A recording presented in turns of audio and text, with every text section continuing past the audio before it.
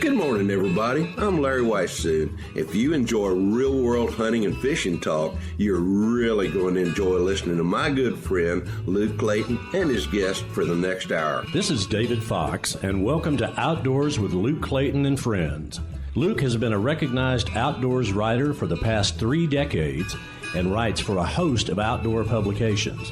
Luke pens a weekly newspaper outdoors column that appears in over 40 Texas newspapers. Luke is on the pro staff of Pyramyd Air, your one-stop shop for everything air gun related. Smokin Tex electric smokers and AGM Global Vision, maker of an awesome line of thermal hunting scopes and spotters.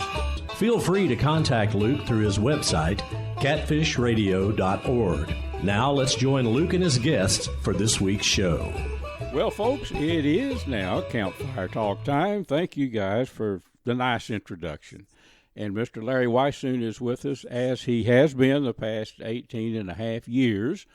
Larry, thank you for spending some time with us. And thank you for about 18 years of doing this. You know what? Look, I've loved every second of it, and we've been so fortunate to be around that long to do what we do and spend time around the campfire. And we need to thank a bunch of people. And first of all, I want to thank everybody for coming out and visiting with us there at the DSC Northeast or DSC East Texas chapter thing in Nacogdoches here not very long ago, and really appreciate all those folks that were there. But we're brought to you by Hornady, accurate, deadly, dependable, Stealth Vision, which is right down there at Crockett, Texas. VINEYARDMAX, which is over in Nacogdoches. Yep. Mossberg, which makes our rifles and shotguns down in Eagle Pass, Texas. And Taurus, that makes a raging hunter that I love to hunt with, and a handgun. And, of course, DSC. Conservation education and hunter advocacy. And I'll tell you what, Luke, there's some things going on right now that I don't know whether people are aware of, and the people that may even know about it a little bit, they need to know more, and the dangers that we're facing in the result of a little fly. That's right, Larry. Well, thank you for shedding some light on that. Larry's talking about the screwworm. And Larry, you know, before we went on the air here today, you and I both were talking, you know, the term screwworm, a lot of people, I dare say that many people younger than, say, I don't know, 40 years old or 50, that's probably all they know about it. And I'm not cutting anybody, but I mean, the screwworm was eradicated back, I guess, in the 50s and 60s. I don't know. But actually in the 60s is when it was done, in the middle 60s, and it was an interesting process. That, for those that don't know, the screwworm fly lays eggs in an open wound or any kind of scratch. As those eggs are laid, when they start going into the pupal stage or the larval stage, they are flesh eating. And what happens is years ago, actually until gosh, I bet most people don't remember, but those of us that do, before they eradicated the screwworm fly, there was very little wildlife in a lot of different places, particularly in terms of white-tailed deer and anything warm-blooded. That screwworm fly will lay eggs on, and essentially those critters get eaten from the inside out, kind of thing. It's a very horrible thing, and they were eradicated, as you mentioned, back in the 1960s, in the early 1960s. And what it was is they found out that screwworm female fly will only mate one time. And why that was important is about that time they figured out how to take radiation and produce millions and billions of flies and apply radiation to them, then release those. And, the females were sterile when they released them that way, but so were the males. So the males would mate with the local screwworm flies, and she would lay eggs, and they would never develop. And as a result of that, they pretty much eradicated the as you mentioned, the screwworm fly all the way down into Mexico. And the screwworm fly was prominent not just here in Texas. I mean, it was really, really bad in so many different ways. And I said anything that was warm-blooded had the capabilities of serving as a host to those things, including people. I remember when I was a little kid, doctoring screwworms on every calf, every pig, every dog, but also one of our neighbors who they lived in an old home, probably about a quarter mile away from where we were, an elderly couple, and that gentleman had screwworm in his back that we had to take care of. So is that right? Whoa, that's and pets. My gosh, any kind of little scratch on a pet, the screwworm fly would lay eggs on it, and my God, you were in trouble. So that is moving back north from out of Mexico. They had eradicated it pretty much down into the central area. Down in Panama is the only facility that they still produce flies in, and I'm talking about the irradiated flies. Yep. And they've been releasing them, but I'll tell you what, there's been like 1,700 confirmed cases not that far from the Texas border when you get right down to it. And all it would take at this point is to have some kind of weird tropical storm to blow those flies back up here, and that could happen very easily, and we could see all kinds of wildlife populations. The cattle industry, the livestock industry is doing what they can, but there's not enough being done right now, and as I said, any warm-blooded animal is affected by it. That is, man, that could be catastrophic. I get it, Larry. The flies, I know for a fact in the 50s that they were a huge problem. How far back? I mean, did it start in, say, the 40s and 50s, or do you think from, say, 1950 on back, way back, do you think that it was prevalent? Yeah, it really was prevalent back then. It's an endemic fly. It is a southern screwworm fly that's been in Texas and Louisiana and Alabama and Mississippi and Georgia, and all the way along the cold weather kind of limited as it went farther north. But even through the Texas Hill Country and maybe even into the lower part of Oklahoma, that area was affected by it many years ago. And again, going back, we live in a time when we've got a tremendous amount of wildlife out here, and the big part of that comes down to the fact that we didn't have the screwworm flies as we did in the past. Those fawns survived, the baby turkeys survived, the coons, when they get to fighting amongst themselves, or dogs or coyotes or whatever, it eventually just will eat an animal up from the inside out, kind of thing. I remember, I have no personal recollection of the screwworm, but I have had a brother-in-law raised up around in Lamar County. They raised cattle, and I remember him telling me about how they removed them. I mean, it's not a pleasant subject, and it's not, and none of it is pleasant about the screwworm. But the reason that you're, the reason we discussed it is to try to get the word out, educate some people on what we want to avoid, But he told some pretty gross stories about removing those things, from cattle. And I know you've done it a bunch. I never have. Honestly, I don't remember ever. Well, I was born in 1950, but we weren't cattle people. My dad was a broiler chicken raiser. That's what he did. But, no, I don't have any firsthand knowledge, but I've heard a lot of people talk about it, So it must have been a tough deal back in trying to raise cattle, livestock, and of course, the deer, the wildlife, and rabbits, squirrel, everything, the wildlife in general. There was no way to, if one of those got them, I'm sure they succumbed to it. They died of it, right? They really did. I can remember as a youngster, now where I live in Brenham, Texas, and I grew up down in Colorado County, Texas, which is down on the Colorado River, probably just west of Houston away. But I can remember when I was a kid, if you saw a deer track, oh my God, you saw a deer track. But a lot of that was, and now of course there's deer a lot of places. I was visiting with some guys through the Texas Wildlife Association office a couple of days ago, and we were talking about, when we were kids, the older guys that were our age or who are the same age back then as what we are now, maybe a little bit younger, they'd sit around a campfire and talk about, oh my God, we saw a deer or we found a deer track. And it was a big part because of the screwworm fly. There's not any reproduction, and then it would affect, the adult animals as well too. And with the fawns, or like with calves, it's oh my gosh, a lot of times when a cow would have a calf, we would have problems with screwworms. And then with the calf, they would lay eggs where the navel cord was while it was still wet.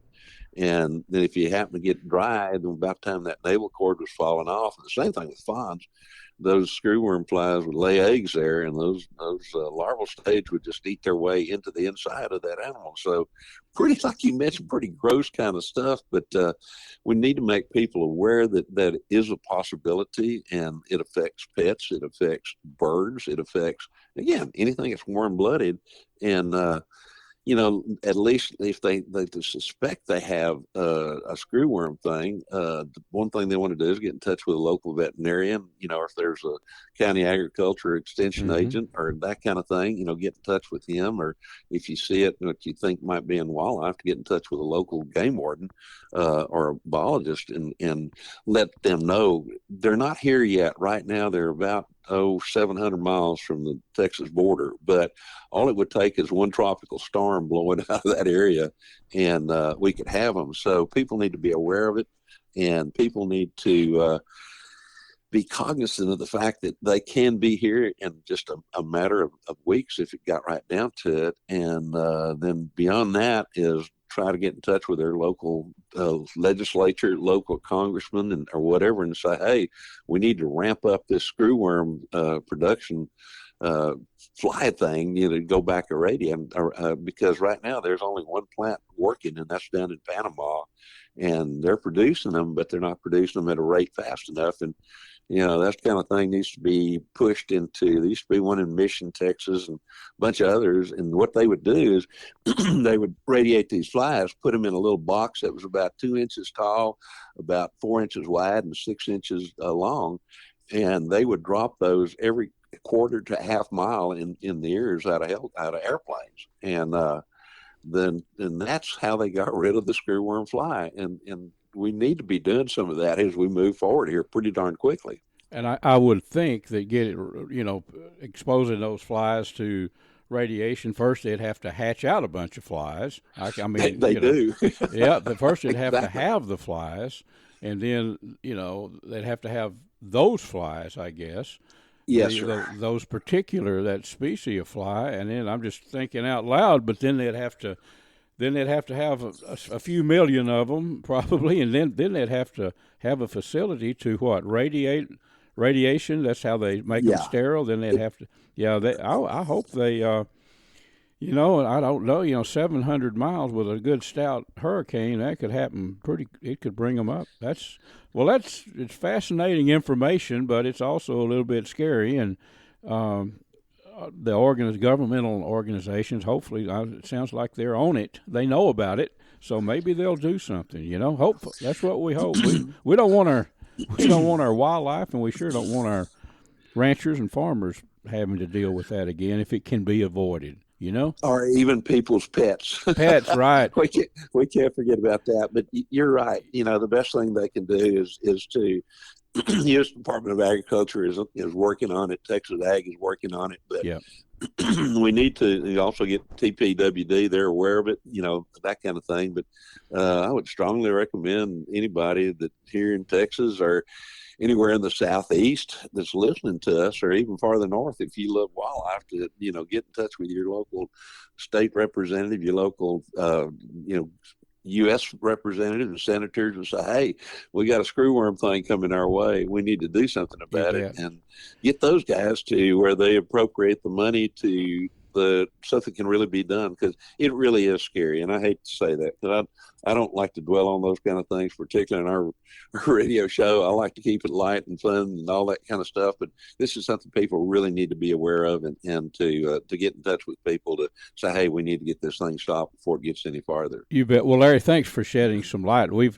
It's about time for us to shut our campfire down this week. But again, thank you. And I dare say this is information that probably a lot of people haven't heard, but we'll keep you, let you keep everybody abreast of what's going on in upcoming weeks and months. How about that? I would love to. Thank you so very much for the opportunity, Luke. Well, friends, Mr. Larry Weissoon is going to tell you about the finest hunting optics that we have ever found. Luke, these are called Stealth Vision. They come from Crockett, Texas. Dr. John McCall developed them. They're 34 millimeter tubes as opposed to the narrower tubes, so more light transmission. They have a little green light that comes on when that scope is level, because that's when you want to pull the trigger. They have an optional lighted reticle as well too, and a whole lot of other products. And folks can learn more about them by going to stealthvision.com. Folks, I want to introduce you to VINEYARDMAX. Now, this is an awesome deer attractant, a food attractant that's made with hammer-milled grape skin, dried hammer-milled grape skins. It has a mixture of rice bran and also corn chops. Very effective. Deer can smell the scent of grapes from a long way, and it brings them in. I've used it in West Texas out with Larry Weissoon, and we were out there where deer are not even exposed to grapes, and they came right in. Also, VINEYARDMAX has a very good line of game and fish feeders. Check them out online, vineyardmax.net. Friends, I want to tell you about an awesome camping destination, Wind Point Park on Lake Tawakoni. It's over on the far east side, kind of the northeast side of the lake. It's a pristine park.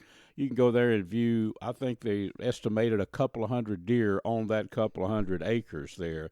Cabins, beautiful RV park, fishing piers, docks. It's got everything you'd want in an outdoor destination. Check them out online at windpointparktx.com.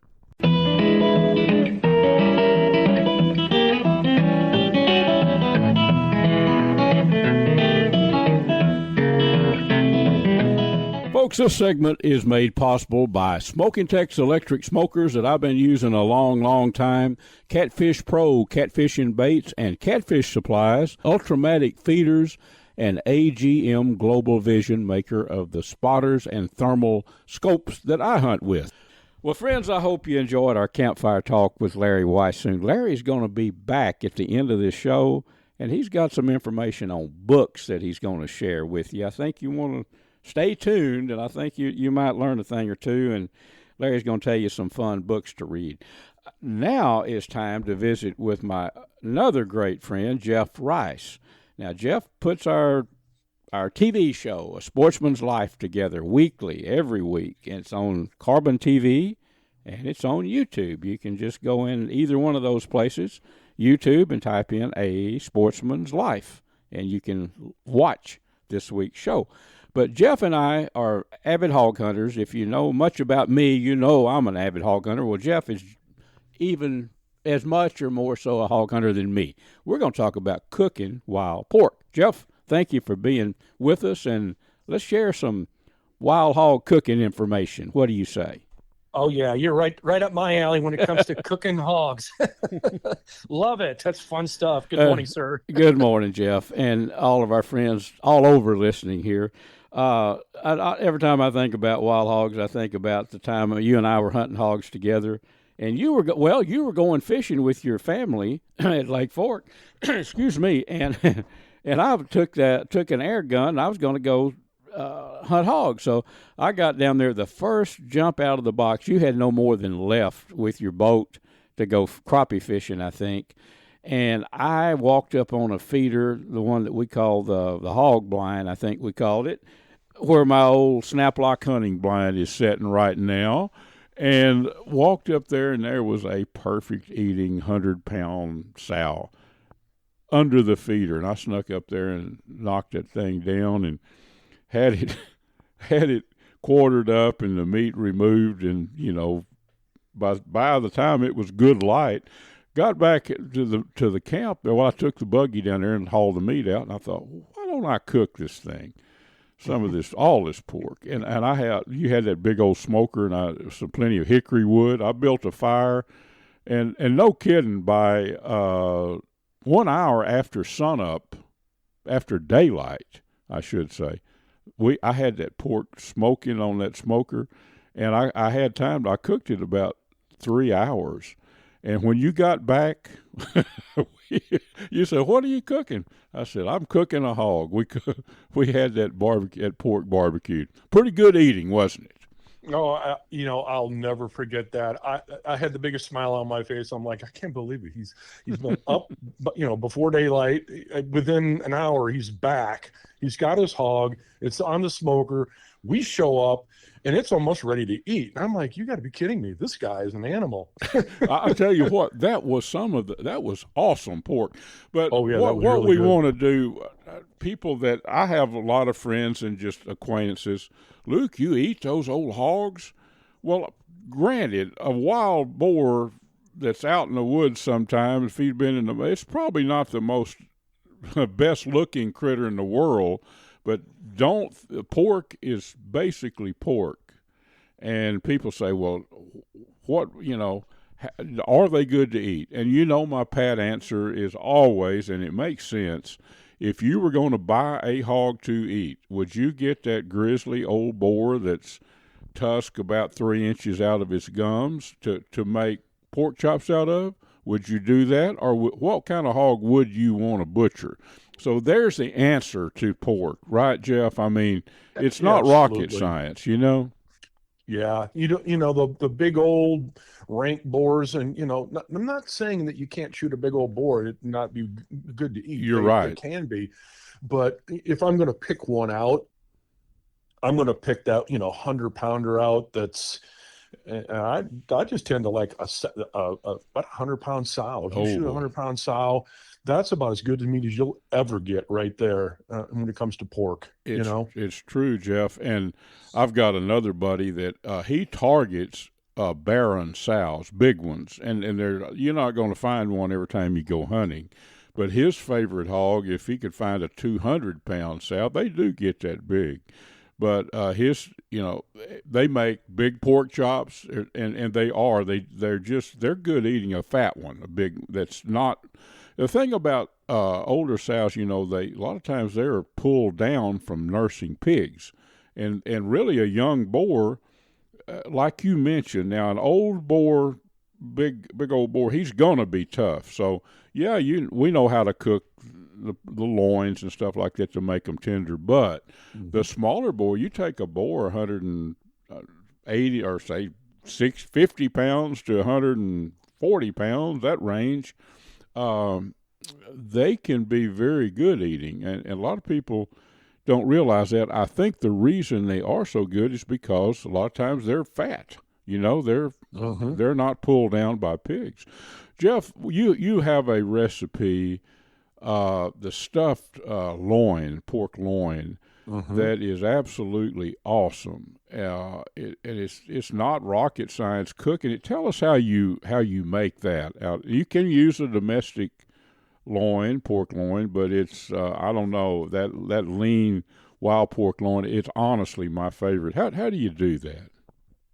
Yeah. What I like to do, and it's kind of been a family favorite in our family, is we'll take that pork loin and just butterfly it. Don't cut it completely in half, but just butterfly it down so you can kind of flap it and open it up, if you will. Yeah. And then I usually take a meat mallet and just beat it down a little bit, kind of flatten it, and then I stuff it. And what I stuff it with, I use cream cheese. We'll put like onions in there, maybe some cilantro in there. You don't have to follow an exact recipe. There may be certain things you like. I like pimentos in mine. Yeah. I've even put cream cheese and like an olive with a pimento in it, chop those up and stick it in there. There's so many different things. I mean, you can put a lot of different stuff in there. You can put peppers. It's really what you like. And then just basically roll it up. And I'll even take that and wrap bacon around it just for the moisture and get some more flavoring into the pork loin. And then I'll take a butcher string and I'll wrap around it to kind of hold it all together and just tie it up. And you put one of those bad boys on the smoker, and I'm telling you, Luke, that is some of the best.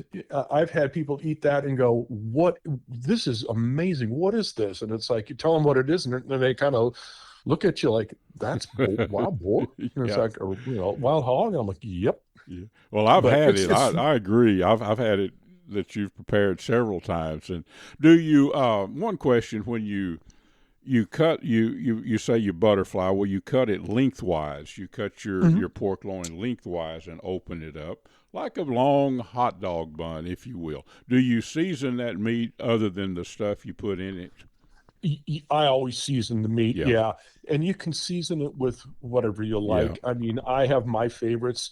Some people might like a little spice to theirs and add a little, some heat to it. I mean, it's whatever you want.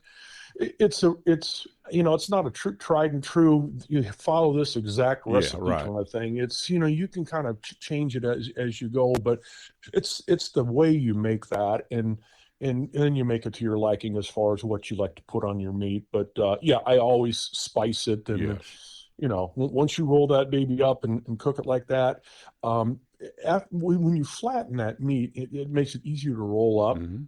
And it also cooks a little bit quicker as well, too, when you got it all stuffed and everything. But I highly suggest you give it a try. It's, like you said, split it open like a hot dog bun and flap it open and pound it down and then just go to town. But it's really not hard to do, but it is some of the most delicious. It's a great way to cook, pork loin. It is, and you cut those little cross sections off there it's got all the it looks good too when you after you serve it. But that is an excellent recipe. Well, keep your thinking cap on, Jeff.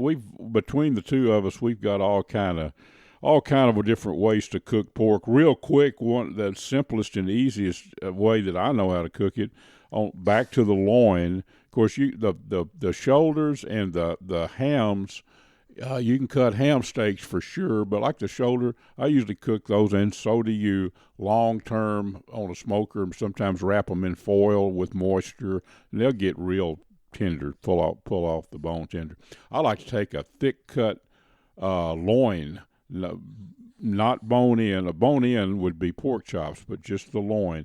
Cut it fairly, by thick, I mean 3/4 of an inch. Season it up really, really good. A lot of garlic. I'm a big garlic fan. And leave it in the refrigerator a day or two, and then get your cast iron skillet, get some unsalted butter in that skillet hot, and I like to put fresh garlic in that skillet too, and jalapeno chopped up, and then slap those big thick chops or loin pieces on there. You have to be careful to cook them thoroughly, cook them through and through, but you can do that pretty easy on a lower heat. And that's as good as, that's a quick meal, Jeff, that's really good. You're already making my mouth water. It's pretty tasty. Well, you think of, we'll try to share a few of these wild pork recipes. The truth is, venison, any way you can cook this pork loin or wild pork, you could do the same thing with venison, right, Jeff? You sure can. Yeah. You sure can. It's funny, Luke. The last time my brother was down visiting, we tried something new. We had shot a young pig, and we cut it. We cut the tenderloin into cubes, right? Yep. And then we floured them. We put them in like a Ziploc with flour and some spice and stuff. And we took the cubes and we deep fried them. I'd never done that before. We just thought we'd give it a try to see how it turned out. It was amazingly good. I don't know if you've ever done that before, but I just thought I'd throw that one out there because it was, try different things. You never know. That was so good. It was unbelievable. Jeff, hold that thought. They're telling me we need to take a quick break. I want you to come back with me. We're not through talking about cooking wild pork. Would you hang with me? I will. Folks, let's talk a little outdoor cooking. Let me tell you about an electric smoker that I've been using for 15 years, I guess. Smokin Tex electric smokers. If you're tired of staying up all night keeping that wood fire burning when you're barbecuing, give Smokin Tex a try. They're made to last a lifetime. You can check them out at SmokinTex.com. That's SMOKINTEX.com. For seasonings, anything to do with outdoor cooking, all kind of jerky seasonings, sausage seasonings, Butcher Packer Supply. That's butcherpackersupply.com. I think the website is butcher-packer.com. Folks, I want to tell you about an awesome destination for camping, just a getaway place, some very good fishing up on the upper end of Lake Livingston. It's River Rat Resort. You can go online to riverratresort.com. Check it all out. It's an awesome website there, but there's RV sites for RVs. There's tent camping right on the river, cabins there. It is a beautiful park. And I fished down in that area for many, many years. I probably first started fishing there 30 years ago. But you can fish the river. Lake Livingston is a well-known fishing lake. If you don't like to fish, which I bet you do, but if you don't, it's a great place just to get away from the hustle bustle of the big city. You can call 936-277-5495.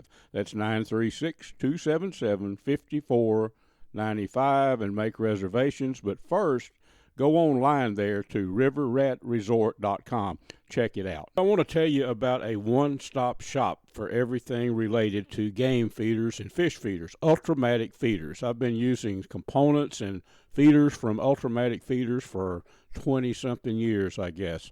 They have the remote, which you can remotely activate your feeder with, the timer, which is the most simple timer that I've ever found on a game feeder. And then the eliminator. Check these out. They are worked on actually on centrifugal force, and they seal off the corn supply so coons and squirrels can't get to the corn. Check them out. Ultrimatic Feeders, you could go online to ultrimaticfeeders.com.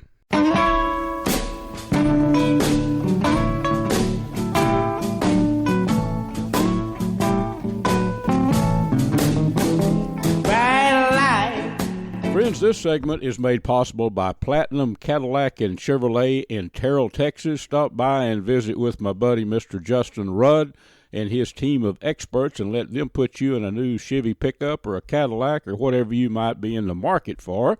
Also, the Choctaw Hunting Lodge up in southeast Oklahoma. Check them out at ChoctawHuntingLodge.com. Also made possible by Pyramyd Air, your one-stop shop for everything airgun related. Well, friends, thanks for staying with us. We are back with my buddy, Mr. Jeff Rice.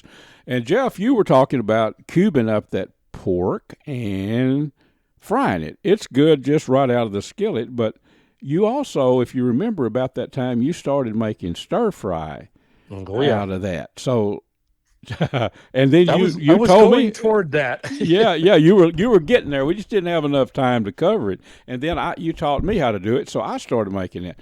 But sweet and sour, I think that's sweet and sour. That's the real term, I think. Tell us about that. That's awesome too. Yeah, I've been making that recipe for a long time.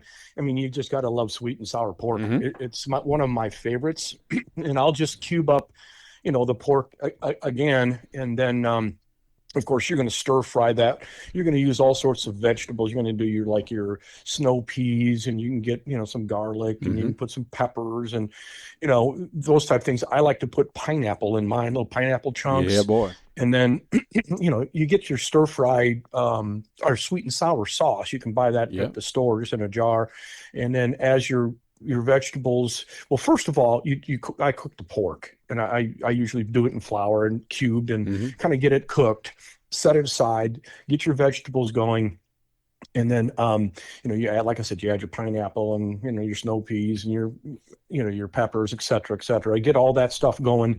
And then I add the sweet and sour sauce to the vegetables, and it starts to thicken, and it starts to get, all coated real well. And then I'll take the pork and I'll put it back in with the vegetables and give it another couple minutes, and they're just, stirring it occasionally. And I tell you what, that is a great recipe. We'll make some rice to go with it. So we'll put, rice in a bowl, and then you put your sweet and sour pork on top. And I know we did that back with Larry at his lease this past fall. Yeah. And we made some stir fried, and it was just, it's a great meal. You did. Anybody will like that. You did at my request. You made it, and and you made it after the hunt too. It didn't take you, I don't know, 40 minutes or 45 minutes. I had everything pre-cut up and stuff, so it was pretty easy to make. Yeah. That's good. That's good. And then along I call it Asian food, I absolutely love stir fry, where the where you have the vegetables, and it's not the sweet and sour is more of a sauce, if you will, when it's all together. But regular old stir fry, I in the refrigerator right now. Yesterday, I defrosted some to pull out of the freezer a chunk of pork loin about. I'm gonna say it was 3 inches diameter and probably about 6 inches, something like that. It was I cut that up and freeze them in sections, because I don't always cook the whole loin. Anyway, I sliced it real thin, and then there's a stir fry sauce that you can buy. There's all kind of different brands, I guess, but I found a brand that I really like, and I'll slice it real thin and little strips, stir fry size pieces, and put that in a Ziploc bag, and then put some of the stir fry sauce in there, which is kind of a thick sauce, and then with some Worcestershire sauce on top of that, not a whole lot, but some, and I'm really, really love garlic, so I put a little powdered garlic in there with it. And you could leave that in there 2 or 3 days on ice or in the refrigerator. But I'm going to probably make this tomorrow. I'm going to let it marinate. And you take that and put it in especially with olive oil. I like to use olive oil for this, in a skillet, and then put that in there. That meat will cook on high heat in 2 minutes. I mean, those little thin pieces will be done. They might not be as tender as they're going to get.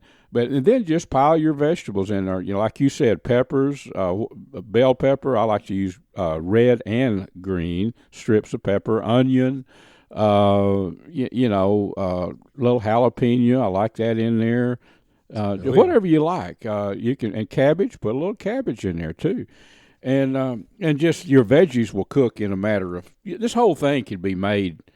With a little prep ahead of time. I'm talking about 20 minutes. You can be eating a stir fry. I usually cook the rice ahead of time, and then it's ready to go. So yeah, another way to make to another recipe. But the whole thing about the cuts of wild pork, we kind of alluded to this earlier, Jeff. Like the front shoulders, yeah, you can cut the steaks off of it, but those bigger, that's a tougher cut as a rule.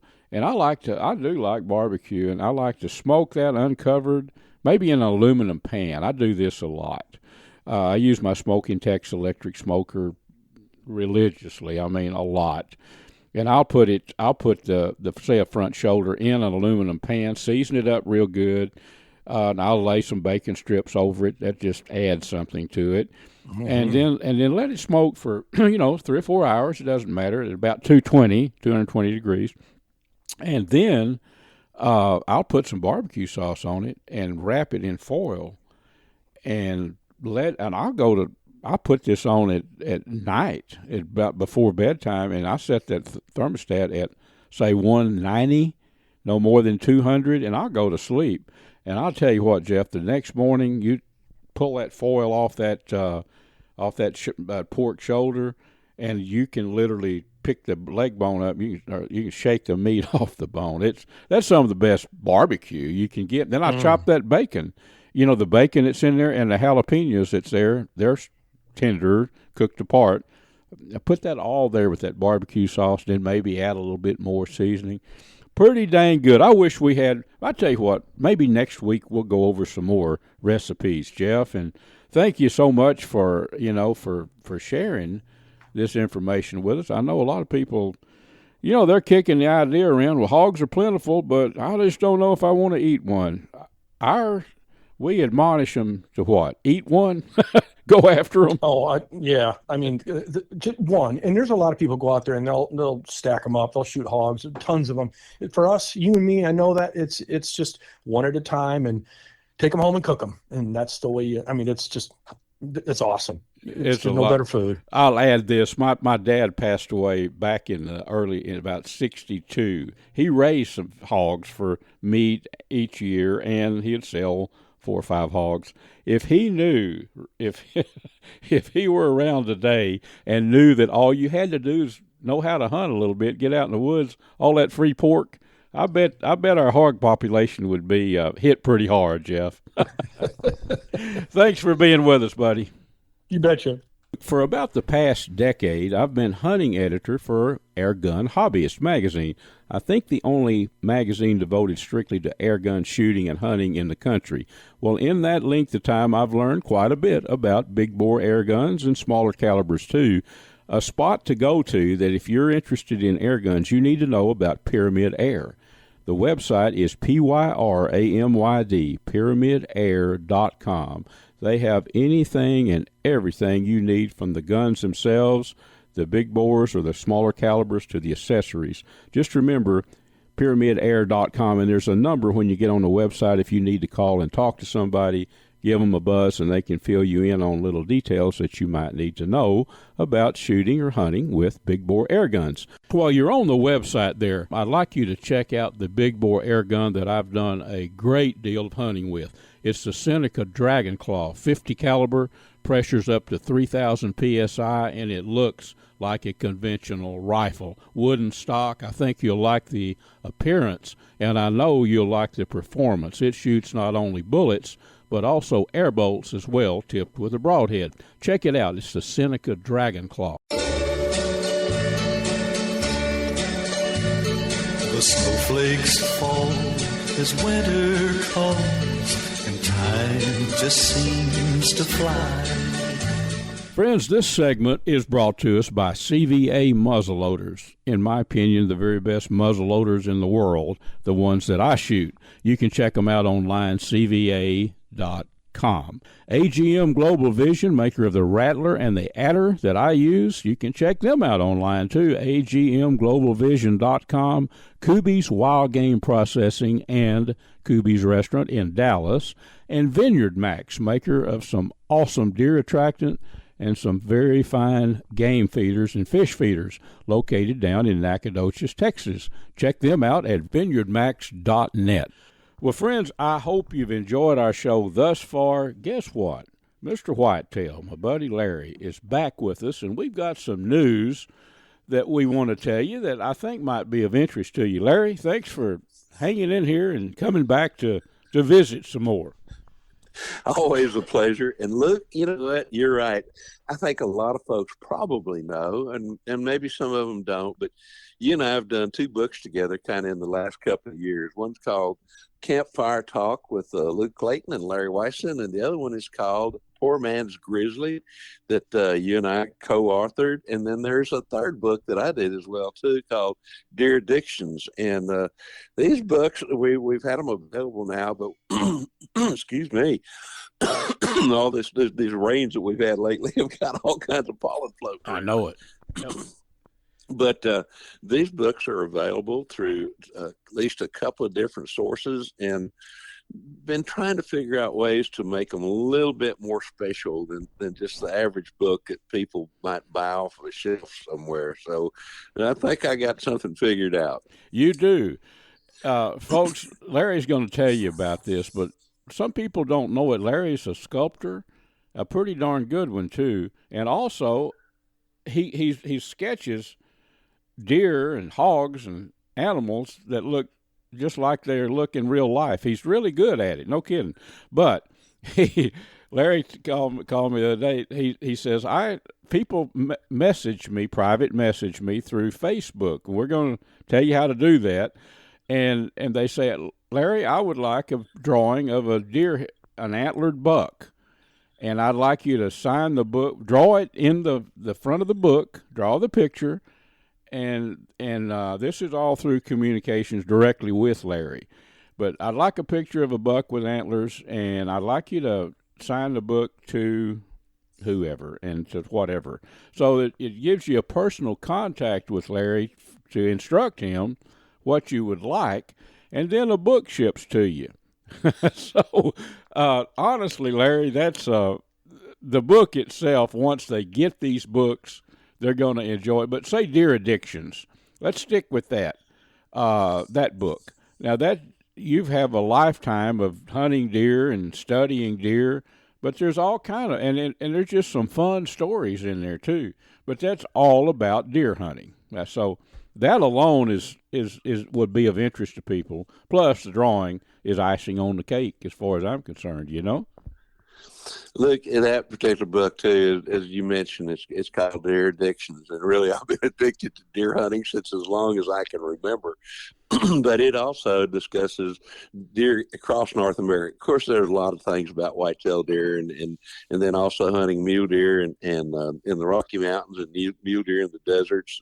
But beyond that, the book starts off, and it starts off up in the North Country with the Sitka blacktail that you find on the Alaskan coast, then goes on down to the Columbian blacktail, which kind of is a little bit farther south once you get into Washington and Oregon, and particularly in California where I've hunted them. And then, of course, there's whitetail deer, as I mentioned as well, too, pretty much all over North America, mule deer all throughout the West. One of the critters I love to hunt is the little Coues whitetail that's down in the southwestern part of the U.S. And then a little bit farther south, there's a story about hunting brocket deer, which are like little spike bucks that are, oh my gosh, weigh about 40 pounds or so.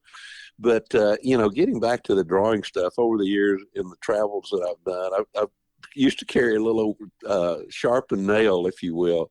And if I found a rock somewhere out in the middle of nowhere that I could scratch on, I would scratch a drawing of a whitetail deer head, sign my name to it, and just lay it back down on the ground, and wondered maybe somewhere down the way somebody would pick it up. And then I was at a show not too terribly long ago, and I was waiting for people to show up, and I was just drawing a couple of deer heads kind of thing, which I love to do anyway. And a guy comes by and he goes, "Oh my God, would you do that in a book for me?" And I go, "Absolutely, I'd love to." So what I started doing when people let me know, and either in person, whether we're doing it somewhere at a show, as I'll be doing at the Texas Wildlife Association show in July, but if they'll let me know through personal message on my Larry Weissoon Facebook, they can just personal message me and tell me, "Hey, I'm interested in a book," and whether it's a deer addiction book, whether it's a campfire book, or the Poor Man's Grizzly, kind of depending on what the book is. If it's a deer book, probably there'll be a deer drawing. Hog book, there'll probably be a hog drawing, and then on the campfire, it could go any number of ways, kind of thing. But I'll do individual drawing. And the thing about it is, every one of these is different. Every one of them is an individual. And by doing it that way, I'll of course, our books are signed. You've signed them, and I'll sign them. But particularly, I'll make sure that there's an inscribed message to whoever they'd like to have it inscribed to, whether it's to themselves or whether they're looking at doing it as a gift and that kind of thing. And frankly, the cost on the books, as far as the total cost, it's $28, and that includes the book. It includes the shipping, which is getting more expensive all the time, and then taxes as well too, and of course the drawing and all that. And what I can do once they get in touch with me, they can, or even if they want to, they could go to either one of our websites, which is yours is catfishradio.org, or mine is larryweissoon.net. And there's a place there where you can click on books and order them there. And the means of payment, as far as I'm concerned, are either through like Venmo or PayPal or even a personal check. So, I mean, there are a lot of different ways that if they'll get in touch with me, we'll make sure that they get a book. We'll get it to them in a timely manner as well, too. I know that's a fact. That's cool, Larry. And people that, that the book is fun and informative. The books are. They are. Oh, yes. But the fact that they get a personalized drawing by you, that's pretty special as far as I'm concerned. So deer addictions, you described that. Now Campfire Talk is a lot of different chapters.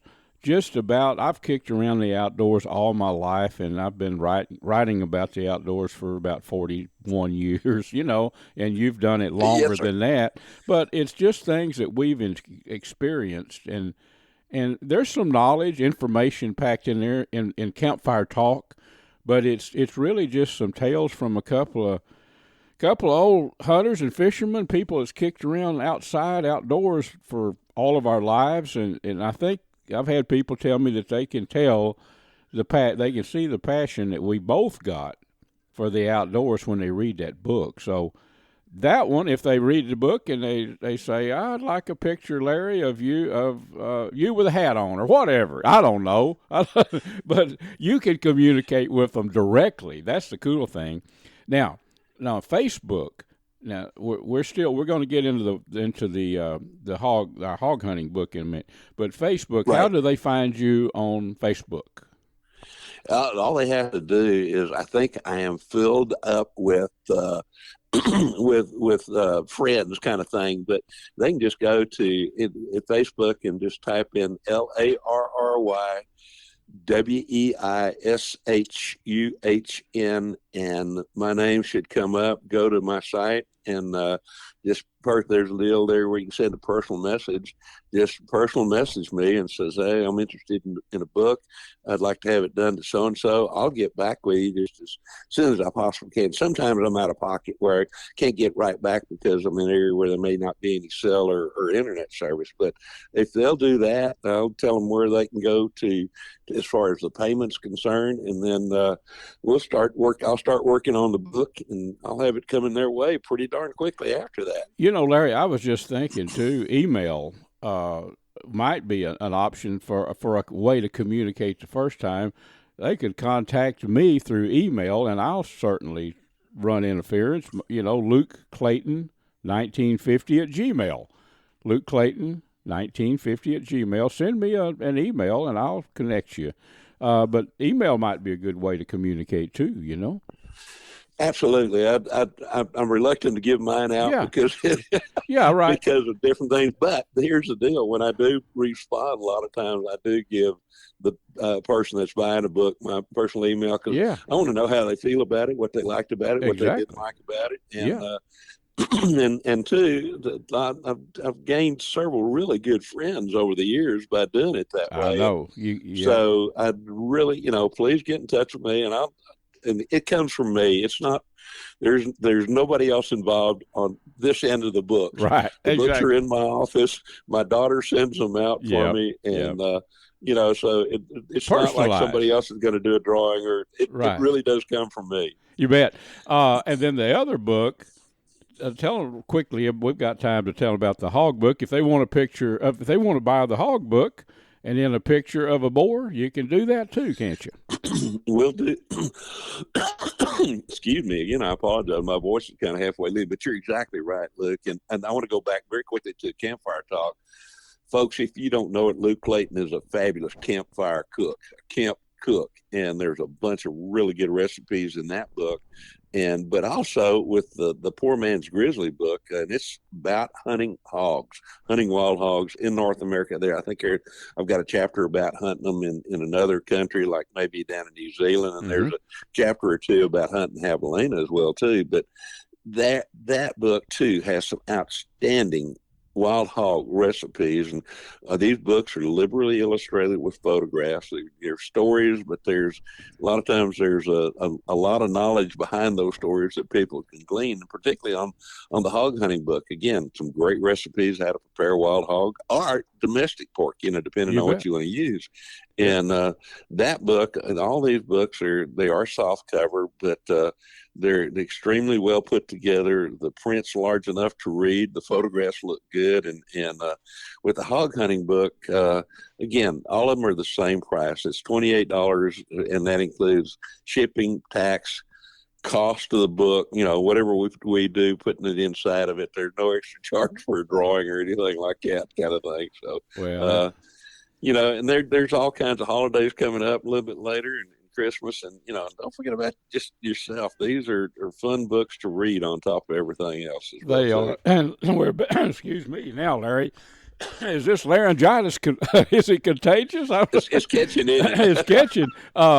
So I will tell you, I was honored to co-author 2 books with you. That was one of the highlights of my writing career. Right there, it is. So, well, I feel the same way about you. No, it really was. And so Facebook, private message Larry Weishuhn, and just type in Larry Weishuhn in Facebook, and they can find you, right? Exactly. That's a great way to do it. We may be doing some stuff on Instagram in the near future, and I do have some things there, but it's a little bit more difficult with the way I'm set up here to really recover a whole lot of things from Facebook. But I'm sorry, from Instagram, but with Facebook, it's really easy, and so and it's easy to find me there as well too. Well, Larry, thanks for coming back on our show today. I appreciate that. And folks, I hope you enjoyed our show. We had a smorgasbord from fishing to hunting to books. So remember, next week, tune back in at the same time. We're going to be right back here with you. Folks, that about wraps our show up for this week. I've enjoyed being with you, and I hope you had a good time, too. And, folks, we're also brought to you by the Choctaw Hunting Lodge up in southeast Oklahoma, located about, 45 minutes west of Hugo, Oklahoma, owned by the Choctaw Nation. It's about 45,000 acres of awesome mountain, country, hills, valleys, loaded with game. Lots of eastern turkey, and they do eastern turkey hunts if you're looking for a spot to hunt turkey in the spring.